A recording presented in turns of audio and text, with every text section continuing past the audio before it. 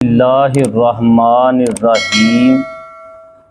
آج کا جو ہمارا درس ہے وہ نماز کے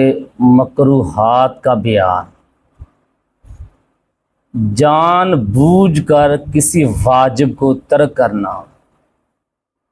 جان بوجھ کر کسی سنت کو چھوڑنا، کنکریاں ہٹانا، انگلیوں کو چٹکانا،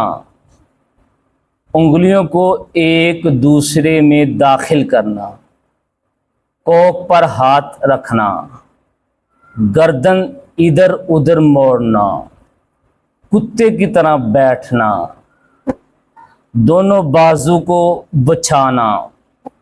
کوہنیوں سے آستین چڑھانا، قمیض کے ہوتے ہوئے صرف شلوار میں نماز پڑھنا،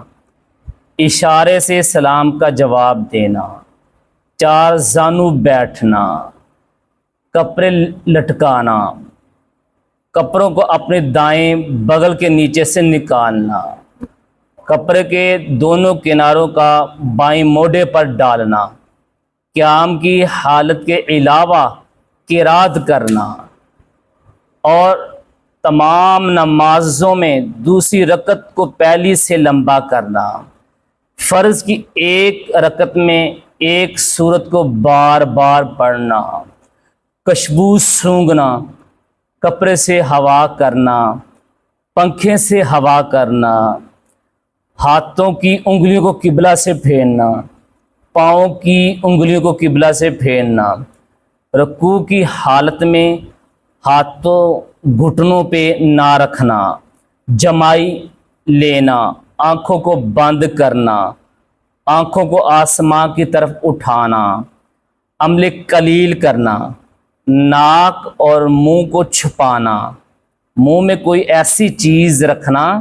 جس کی وجہ سے قرات نہ کر سکے، تصویر پر سجدہ کرنا، پیشاب پخانہ یا ہوا کو روک کر نماز پڑھنا، نجاست کے قریب نماز پڑھنا، میلے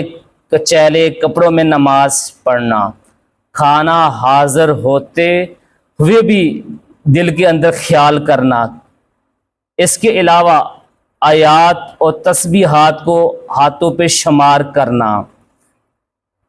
اگلی صف میں جگہ ہو لیکن پیچھے کھڑے ہونا، سامنے تندور کا ہونا، سامنے بھٹی یا چولہے کا ہونا جن میں آگ ہو، سامنے سوئے ہوئے لوگوں کا ہونا،